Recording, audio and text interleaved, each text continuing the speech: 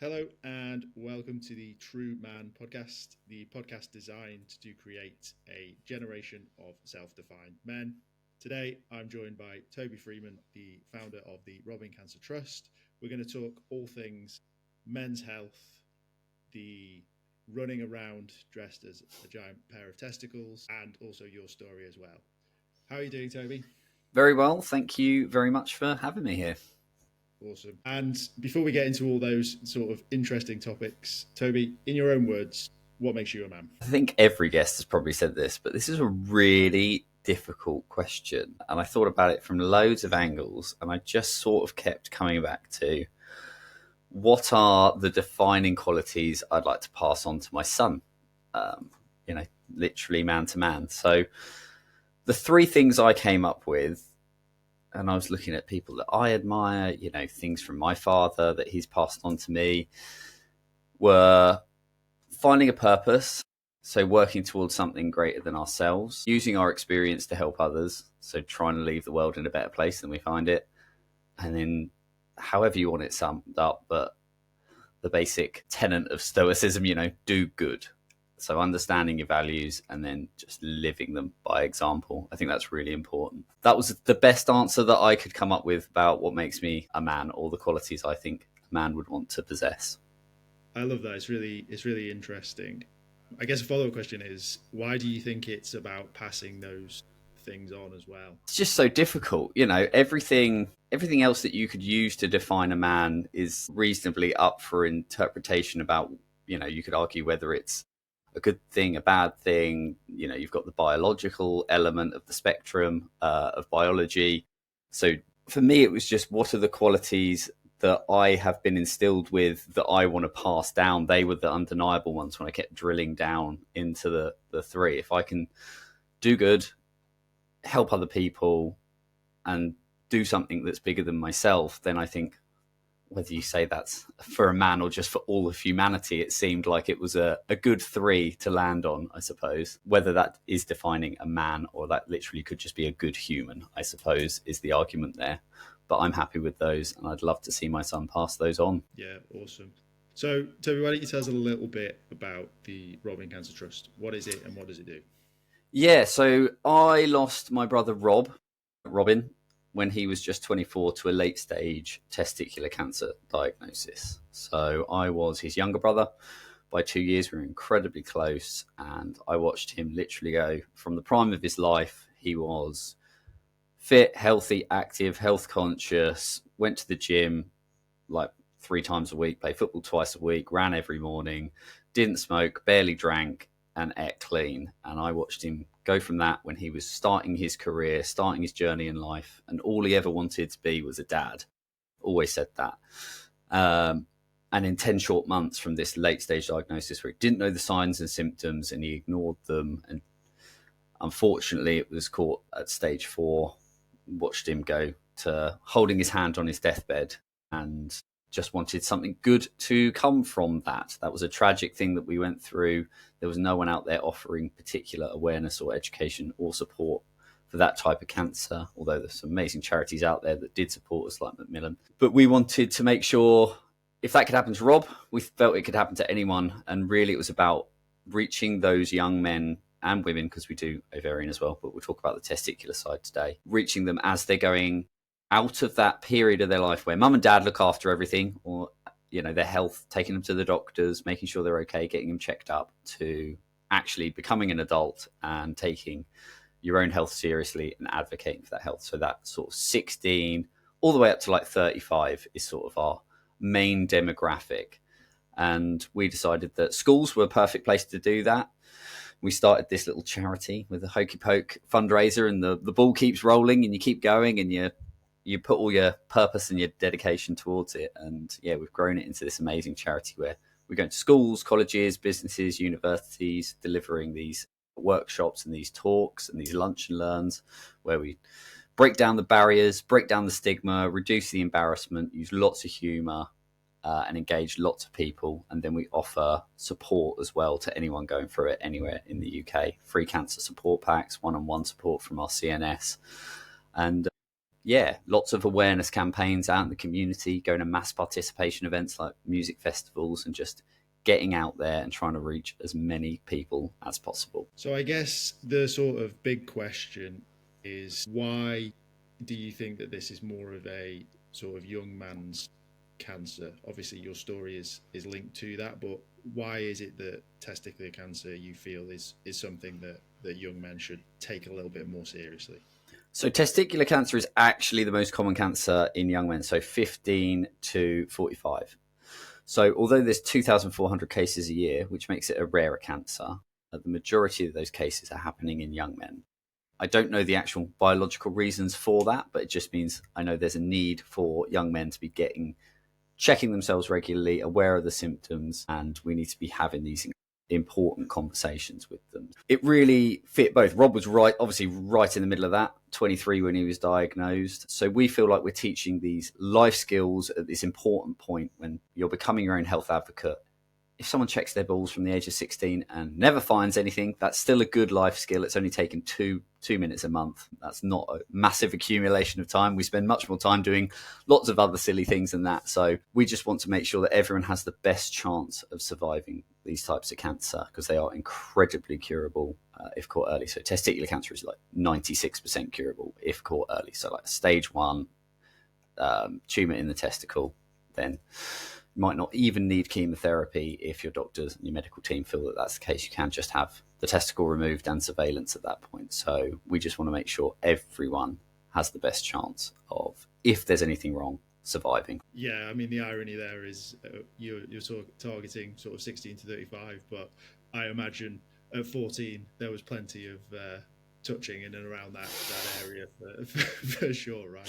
Yeah, you always make the jokes when you do, I'm sure you check them more than once a month, but actually this is how you need to check them once a month at most. So yeah, there's always a bit of banter in there with the young kids. I think it works well. For sure. Your story obviously ties in with your brother and him being fit and healthy and those sort of things. And I guess a lot of young men, I think that age is sort of increasing as well, which is probably why we see an increase in prostate cancer, as deaths from prostate cancer as well. This sort of undefeatability that men seem to think they have, that they're a bit of a superhero. What would be sort of like a message to that kind of guy who is, like you say, he's smashing everything from the face of it? I think the argument is always, you never know what's around the corner, right?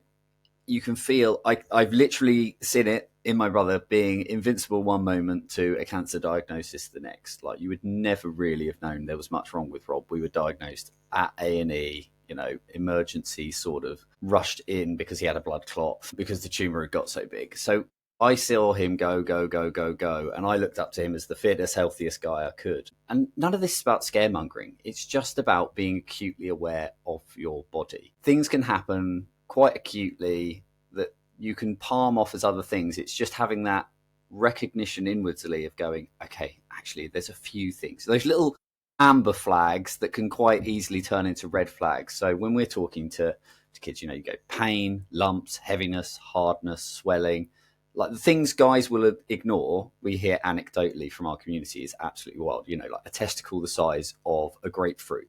You'd think that's impossible to ignore, but that's just that bravado, and that it's sort of half bravado, half not wanting to know that there's an issue, right? There's sort of two elements to that. No, nothing can be wrong because I'm fit and healthy, and maybe I don't actually want to know what's wrong. But, my brother had night sweats, so waking up absolutely drenched in the middle of the night. You might think, oh, it's hot, maybe I've got a virus. But if that's happening repeatedly over a long time, that amber flag can go into a bit of a red flag of your health. Fatigue, it's easy to go, oh, I'm a bit tired, I'm a bit run down, I've been down the gym, I play football, I've had a few late nights, I'm working hard.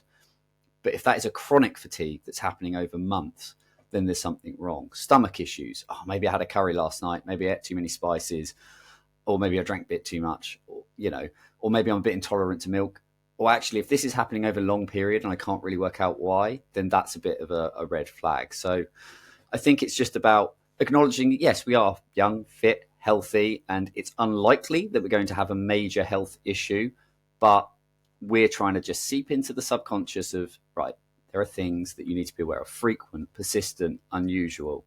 That's when we need to start triggering those, I think I need to go to the doctors and get this checked out. Yeah, it's the bravado one's really interesting. So when I was at university, I went to a house party, and it was a very big house, and they had a kitchen island on it. And this guy stood up on the kitchen island and was wearing those sort of night drift shorts and pulled out a testicle that was the size of a grapefruit and was basically almost proud of this thing that he'd got. My understanding and what he said was that it was just water on it and that he was getting it drained eventually, but he was like trying to show it off as this amazing thing that he had. And it was impressive to see, I'm not gonna lie, but it's a strange thing to show off. And I guess there's that sort of fine balance, right, with it being such a rare chance of death. But what are some of the other complications or other things that may happen if you leave testicular cancer too long? Yeah, it's a good question. Any cancer, the longer you leave it, the worse your prognosis is going to be. And the worse your prognosis is going to be, the more treatment you might need, the more side effects you might need, and ultimately your risk of death goes up. We want to catch all cancers, including testicular, because we literally have the power in our hands to be checking once a month. We want to catch that as early as possible. So the longer you leave it, it might spread. So the staging, people might have heard of the 1, 2, 3, 4 staging. That is just how far that tumour is spreading. So it would start in your testicle, it would spread up to your abdomen. Obviously, we hear a lot of people in the later stages hearing back pain, stomach issues. That's because the cancer is spreading. And obviously, that can continue spreading. And the more it spreads, it might go to your lungs, might go to your brain, your bones, really complicated places you do not want a cancer. And the harsher, more aggressive, and the unfortunately less likely to work the treatment gets, the longer you leave it and the further your cancer has spread. Obviously, with treatments, we understand there is a fantastic regimen of treatments. It's been pretty similar for years now, because there is a very good effective rate of the way they do the testicle removal through the chemotherapies that you get. But the more treatment you have, the more side effects you might have. So you're talking lifelong effects, like you might get neuropathy, nerve damage, you might have more operations, therefore more scarring, more body issues, fertility issues might happen as well. So and obviously all of this, while you're going through it, is going to have a larger toll on your mental health as you go through this as well. And let's not even talk about the life implications, because the longer you're in treatment, financial issues happen. There's all of these, there's a million reasons to check yourself once a month and not let it get too far down the line, and get to the doctors as soon as possible, because just everything gets more complicated the longer you leave it. Have you got a simple way of checking, as we sort of joked? Yeah. There's a little bit of touching down there, but maybe if you sort of talk through to the listeners what a thorough check sort of looks like. Of course. So best time to check, hot bath or shower, because your balls literally are a temperature gauge. Everyone, as soon as I've said that, will think of the last time it was cold and you're in shorts. Everything shoots right up inside you. So you do want everything hanging as loosey-goosey as possible. It's just easier to check. So hot bath or shower is absolutely perfect. Everything's hanging. You just check one testicle at a time, finger and thumbs, and you're just having a gentle roll. Don't squeeze. Obviously, we know what that feels like. It's incredibly unpleasant. Just feeling around the testicle. It should have a little bounce to it, as in it shouldn't be rock hard like a pebble. Excuse me, Lewis. It shouldn't be rock hard like a pebble. And you're checking one testicle for about 30 seconds to a minute, and then you're going to go over and check the other testicle. Now, your testicle is a ball like an egg, and it has the epididymis, which is your sperm cord. Now, that can be wrapped around the side, around the top. That can be quite tender. Again, this is just getting to know your normal. Everyone's are slightly different. It can be quite tender when you're checking that part, but you shouldn't feel any major lumps. You shouldn't feel major pain when you're there, but it might just make you go, okay, right, that's the epididymis. That's where sperm goes from point A to whatever you're pointing it at. That's one of the good jokes we tell in our workshops. And you're just having a feel. Basically, cancer doesn't work symmetrically. So if you've got something in one and not in the other, that's not normal for you. If you find anything completely abnormal, like one is rock hard, one is swollen, there's a lot of pain in one, or the traditional, there's a lump, about the size of a pea. Any sort of lumps should be checked out. And again, this is why we check monthly. It's like the analogy we use is like, it's like when you're putting on weight. If you look in a mirror every single day, you don't necessarily know you've gained a few pounds. But if your mate sees you after a month, they might go, you've packed on a few. It's like your testicles. If you're checking every 5 minutes, you're not going to notice anything new because that's going to feel normal to you. So once a month is a great time just to be checking so you notice anything completely abnormal. Most of the time, if you find something, you're either going to have epididymitis, which is a swelling of an infection and swelling of the epididymis, which is quite painful, dull ache, a lot of things you might think you've got something wrong down there, dull ache, stomach ache, it just feels heavy and it's uncomfortable, but a doctor with antibiotics can prescribe that really quickly. Or you're going to have a water cyst, which are really common. All you do, your doctor will find that water cyst and get you sent for an ultrasound. An ultrasound will tell immediately whether it's a hard tumour or whether it's a water cyst. I've had about 4 scans on my balls now just because I'm a bit overly cautious because of my family history, and I found cysts and lumps. And they've always been water cysts and they go away on their own. So, you know, it's just about treating your testicles like any other part of your body. If you had tennis elbow and it was really giving you jip, you'd go and see someone about it. You know, if you had a rash, you would go and see a doctor about it. Your balls are just another part of your body, and no doctor cares about giving them a quick check. Completely. We spoke about this. I have an anecdote around it. I found some lumps when I was sort of like 19, 20, and it took me ages to get to the doctors. It took me a good minute to sit in the doctor's chair and be able to say I have something on my testicles, which like was quite a thing, and yeah, just whipped me off for an ultrasound again, which was quite nerve-wracking and a little bit intense, I may say. But there's a lot of goop. They put a lot of the goop on there, don't they? When they're a lot of goop, a lot of silence as well. Yes. With my particular doctor. I imagine some are more chatty than others, but that obviously added another level to it of like, is this actually serious? Are they actually seeing something that they shouldn't see? And yeah, it came back as cysts, and yeah, that was sort of the end of that so journey. That's really interesting, Lewis, actually. So one of the things we do in schools is talk about how to go and talk to a doctor, because a lot of like 16-year-olds, you've literally never done it, right?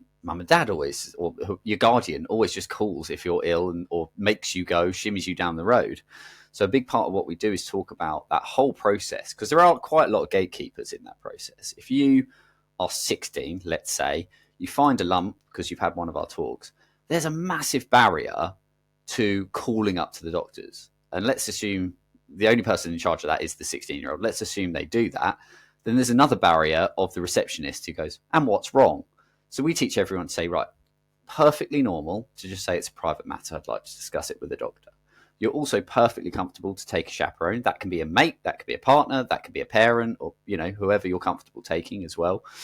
And then things with like ultrasounds, this comes back to sort of, I've been in those circumstances when I've told the ultrasound, I'm like, look, I'm nervous because I have this family history.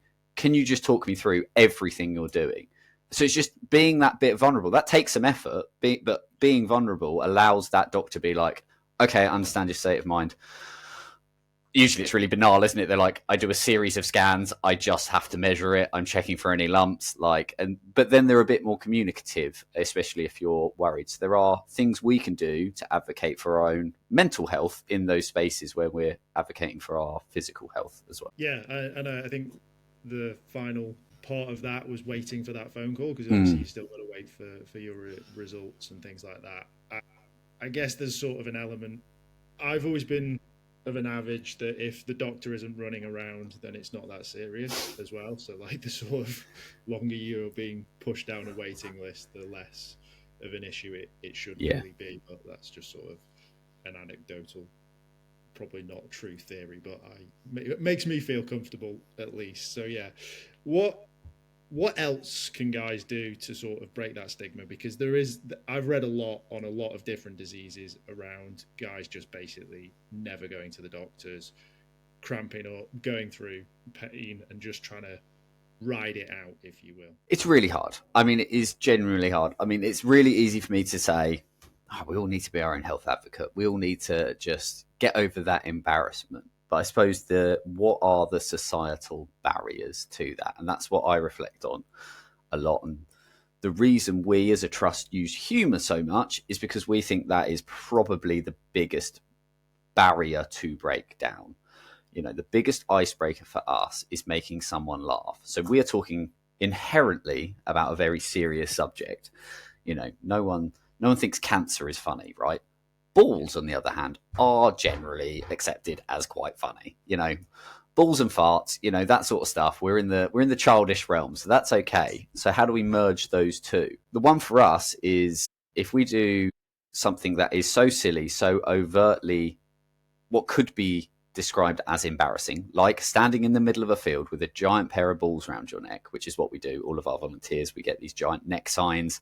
You hang them over your head, you look like you've got a giant pair of balls, and we've got ovaries on the other side. But we're making ourselves the butt of the joke, and that's the really important thing. So we recognise that banter is a barrier, but banter is also a really positive thing that we can flip on its head. If we can take that negative of what you might construe as toxic male banter and go, okay, we are giving you permission to walk out into a field and call us a dickhead. That's the classic joke. You know, the guys go, oh, you're a dickhead, mate. And you're like, I am.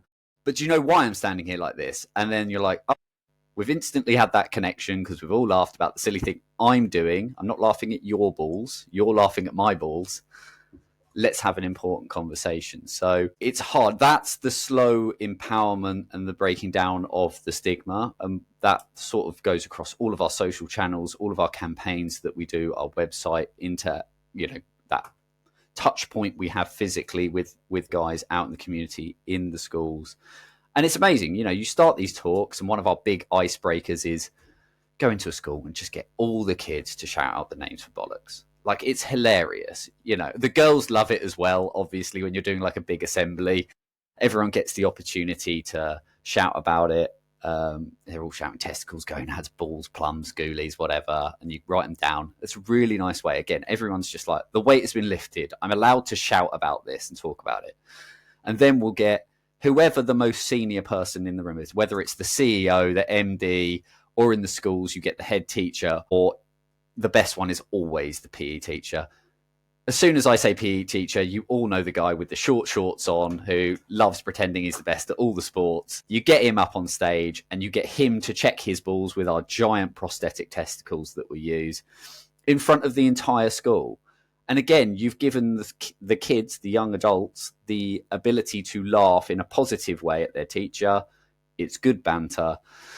And that's going to stick in the memory. You know, I'm not expecting 300 kids to go and check their balls. But what I am hoping is that if we go and do something so stupid, when they are thinking about it, they've either taken our literature or they go, who was that guy that came in with a giant pair of balls and started talking bollocks? Okay, I'll just Google talking bollocks. Oh, there we are. There's the Robbing Cancer Trust. All the information we need is there. So it's a slow burn, but that's how we want to start breaking down these barriers. As long as we're consistent across all of our media, then hopefully that'll start changing lives. Yeah, for sure. Have you thought about the sort of longer term impact of this as well? So obviously having a conversation around testicular cancer, but what that might look like in later life. So obviously prostate cancer is obviously a big issue right now for men, sort of 45, 55 plus, and that stigma of getting checked for that because it's an entry sort of process. But do you think breaking that stigma down and being able to have conversations around cancer and checking should in the future make that for this next generation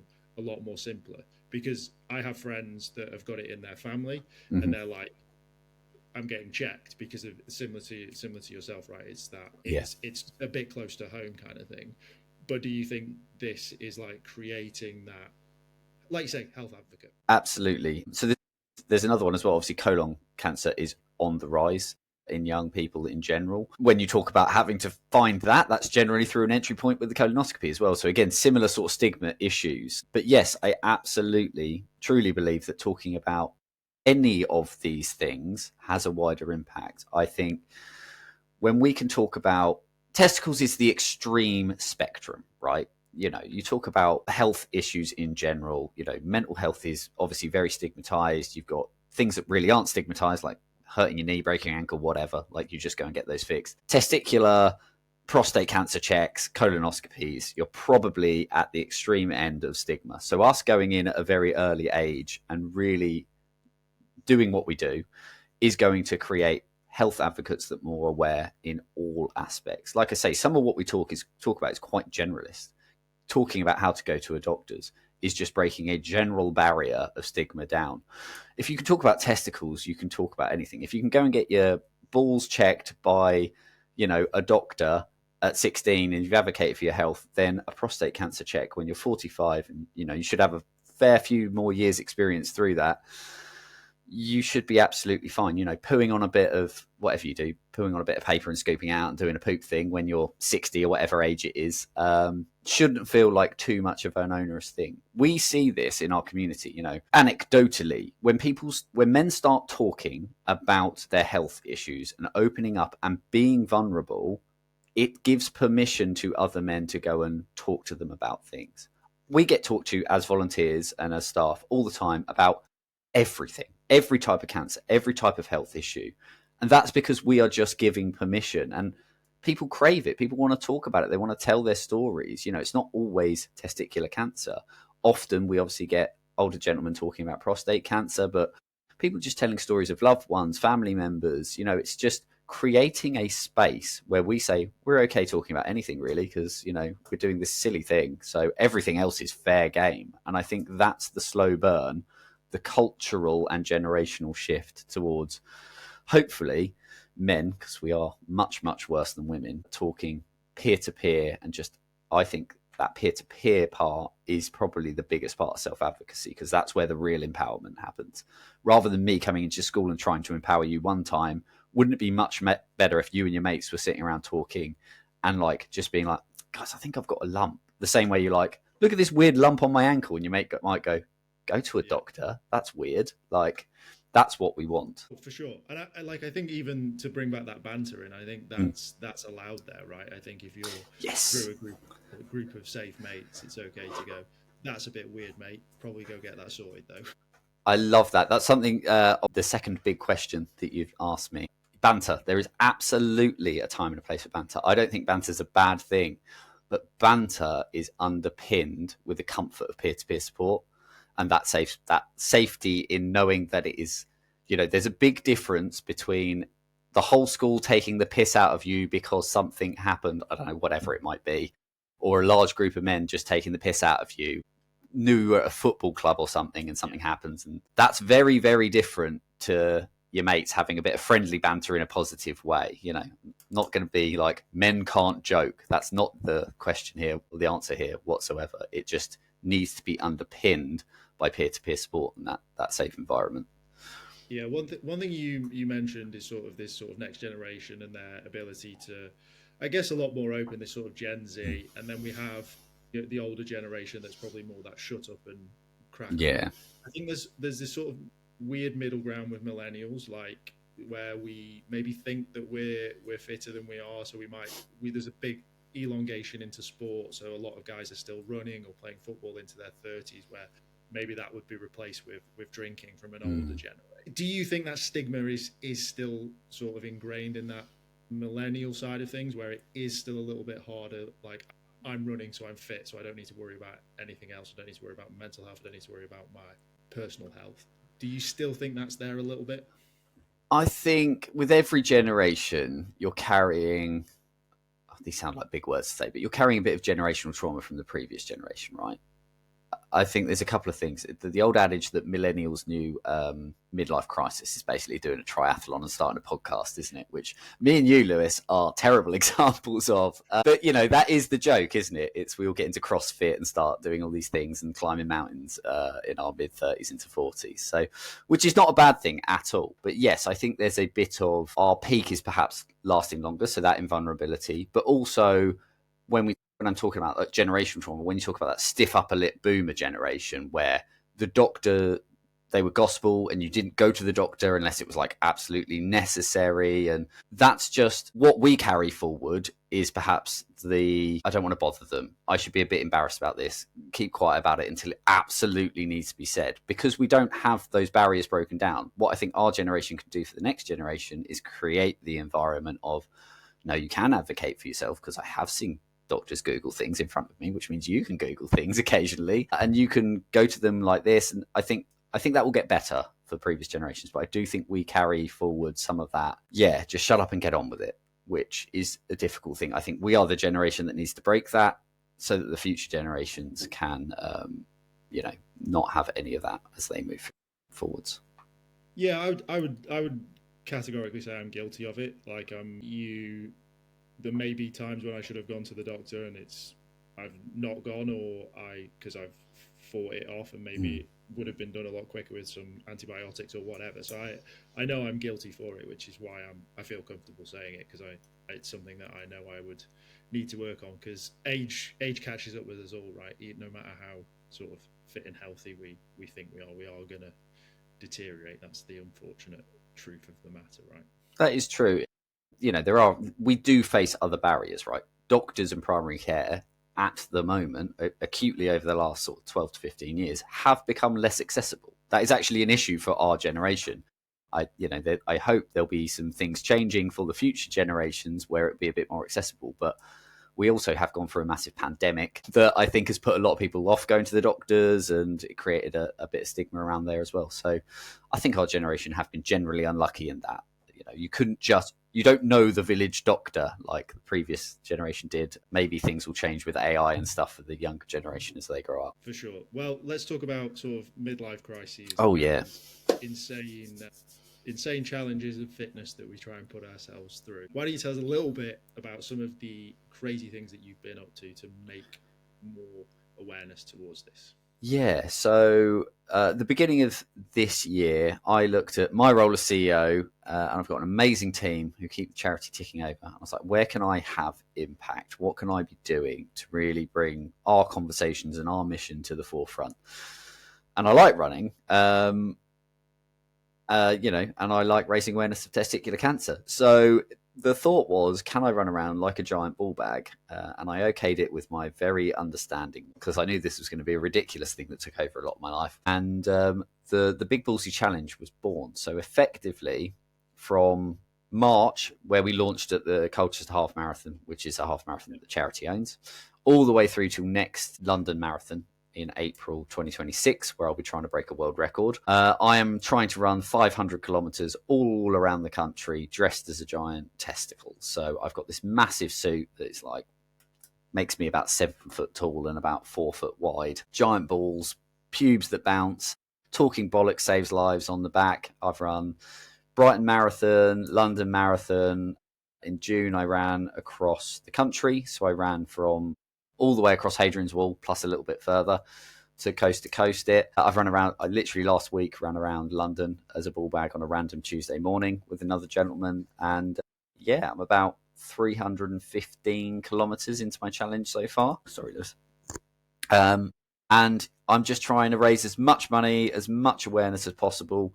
We've reached like 5 million people on social and in the media. It's been absolutely wild.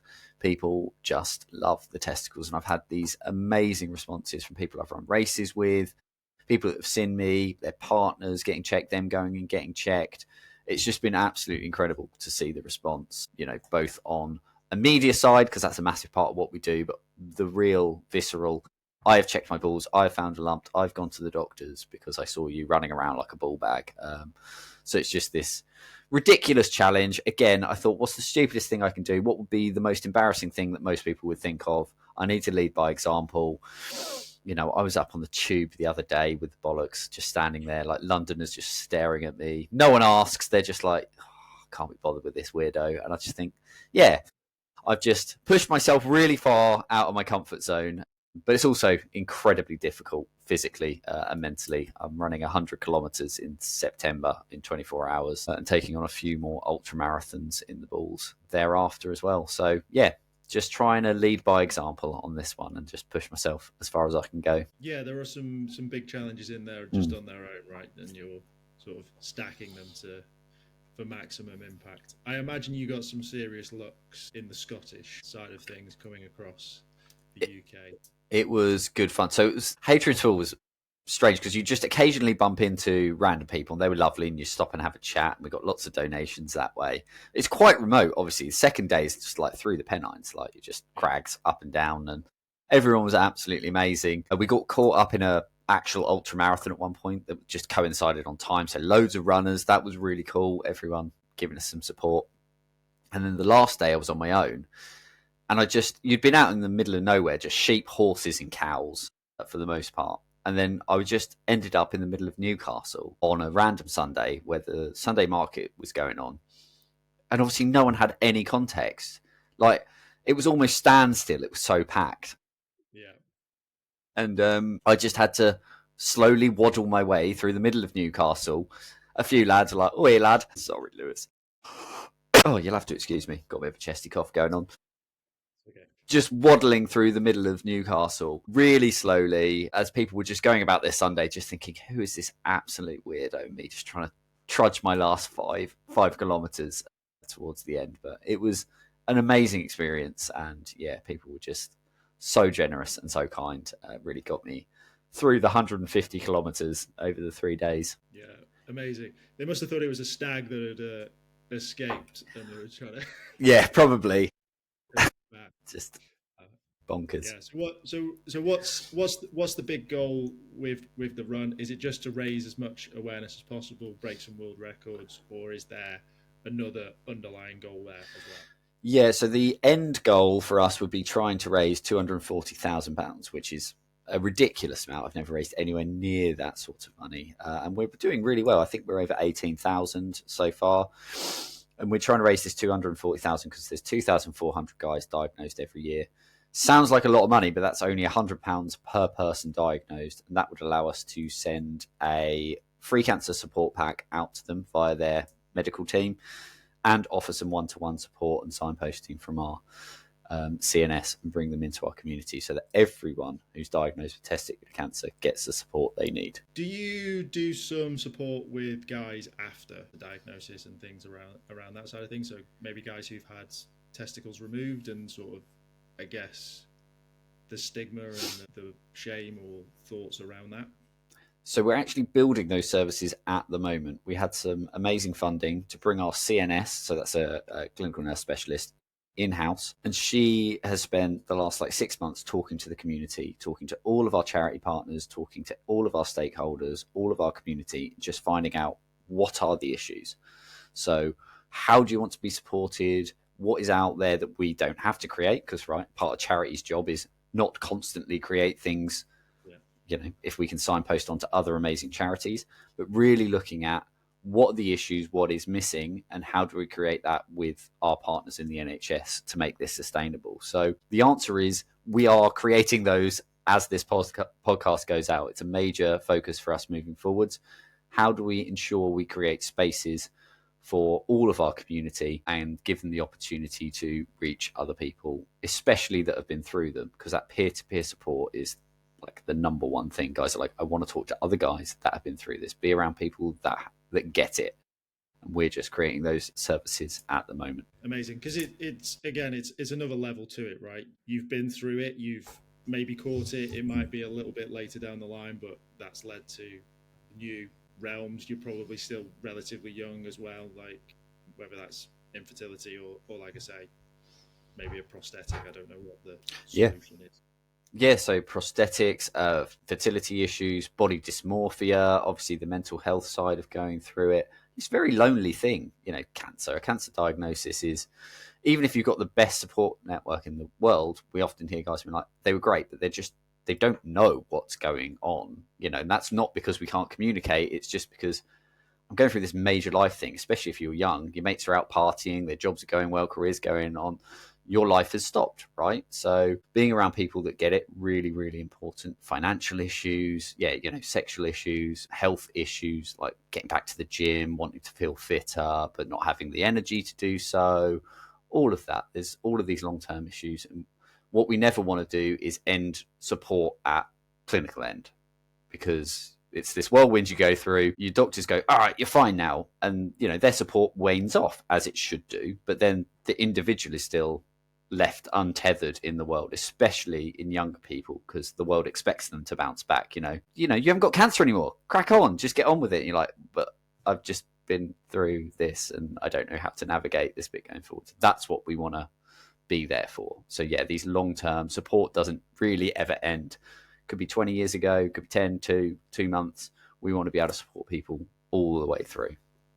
Yeah, I'm a huge advocate for spaces. I'm a huge advocate for niche spaces. I think the more niche they are, the better they are for men. I think that's where they feel the most safe and are more likely to be more vulnerable. So if it is just a room full of 27-year-old blokes that used to run marathons and have all had testicular cancer, then I'm all for the nichest room in the UK. So yeah, exciting to see what's next. Sort of on that and the men's space. Is there something that you personally like what's going on in the men's space, and what do you want to see a little bit more of? Yeah, so I think I merged these when I was thinking about them, because I think there are things that people are doing really well. I just want to see more of them. And 1 second, excuse me. I think there's 3 things that I think there are people doing it really well, but would really love to see more and more of. I think there's vulnerability. I think we need less. Can I swear? I think I already have. But yeah, cool. Less bullshit, less banter, more brotherhood was a really catchy little tagline I came up with. I was well happy for that when I was thinking about this, Lewis, not going to lie. But I think we need more of that open and honest communication.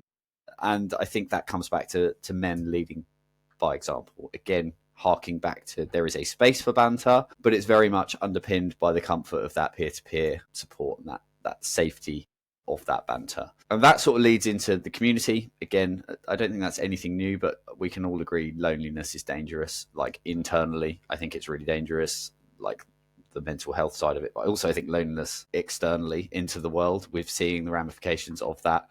When guys are loneliness, they find the wrong people, and that can have a really bad impact on the wider world. So we do need to start creating spaces that bring men together. And I think, like you said, niching is not a bad thing at all. There is a time and a place for generalist spaces, but we want to be around people that have shared interests and ideas. And that one always makes me think, someone once said to me, men talk in parallels, which I think is so interesting. We are shoulder to shoulder. Men don't like the sitting around and drinking a coffee. I know we're doing it on a screen here, Lewis, but generally, men talk in parallel, shoulder to shoulder, walking alongside each other. So a lot of the best spaces I see are like the men's sheds, where men get together, there's a shed or a place, and they just chuck a lawnmower in it, and they're like, fix it. And then men start fixing it. And then men start talking, because that's what we do. The conversation is there, but what we don't do well as men is ignite that conversation organically. You know, we might go, all right, mate, how you doing? Yeah, fine, bit knackered, all good. You know, it's sort of like we're not very good at getting to any sort of level, but give us a thing. And for some reason, we're brilliant. You know, we start talking, we start moaning, we start bringing up topics. And it's because we're focused on fixing the lawnmower or whatever it might be, building a fence, or I don't know why I've gone straight to DIY here, but it's a good analogy. Give men something to do. And I think the conversation gets drawn out of us a lot easier. So that's, I think, what we need to do is create these spaces and give men an excuse to come together. We're going to all sit around and talk about our health, right? And that's part of our service design in the Robbing Cancer Trust. Will not be just you're coming together to talk about all this. It's you're coming together to do something. The talking will happen. That we've got you. That's a byproduct. And then I think vulnerability and community, that creates permission. And I think that's a big thing. Me and you are having a very open conversation because we've set the ground rules early. We knew it was going to be this. We gave each other permission to tell anecdotes, to be vulnerable. We have created a space for me and you, right? So, you know, we both know in this space, it's okay to not have the answers, to be vulnerable, to not be okay, to ask for help. And I think that's the brilliant byproduct of the first two. So I think, yeah, having that permission lifts the weight and it allows the burden of loneliness to come off our shoulders. And I think that's really, really important. So vulnerability, community, and that gives us permission. And once we have permission, I think a lot of our problems ease up. Toby, it's been an absolute pleasure. If people have liked what they've heard, they want to donate and they want to find out more, let them know where they can do all of that. But also, I will leave the final thoughts with yourself. Thank you very much for having me. If anyone wants to find us, it's therobbingcancertrust.org or at RCT Charity online. And all donations go to our awareness, education and support programs.